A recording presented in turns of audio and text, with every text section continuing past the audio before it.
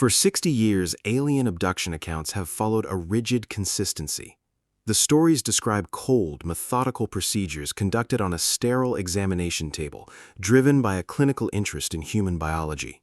This focus on the physical became the standard baseline for the phenomenon, established by early, highly publicized accounts, like the 1961 case of Betty and Barney Hill. But when you look past the headlines and examine the thousands of pages in private investigative archives, a different pattern emerges. Curious tone. These files contain a recurring detail that the public narrative often ignores.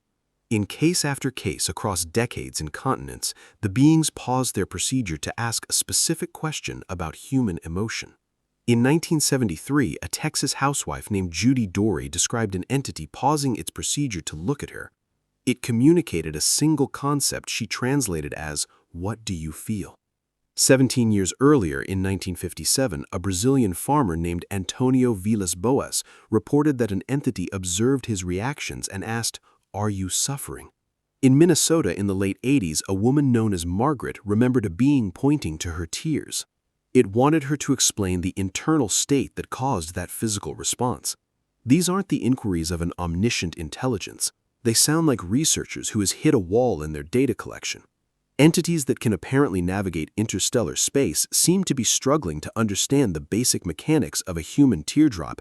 Researcher Bud Hopkins called this the affect inquiry.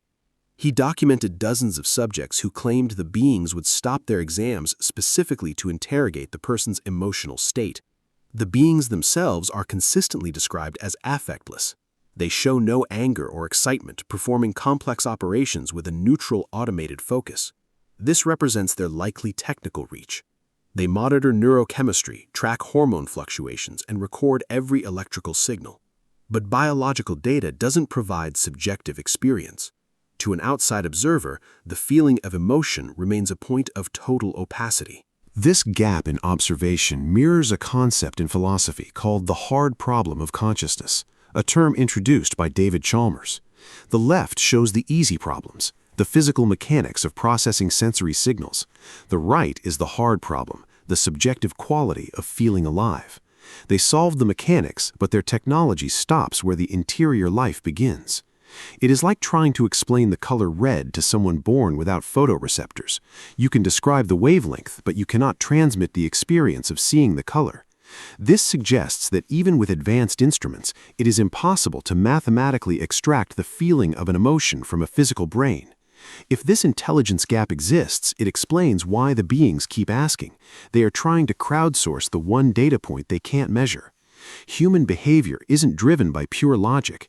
As this decision tree shows, critical branching nodes are governed by fear, love, grief, and hope.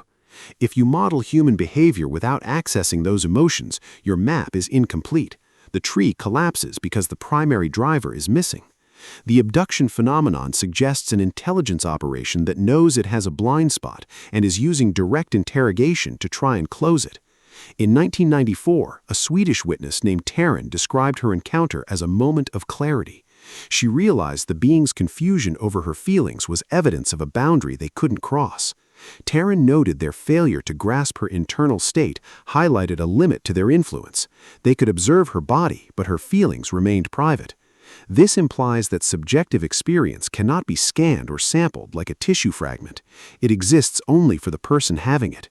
This type of data can only be shared through testimony. It cannot be taken by force or measured through a sensor.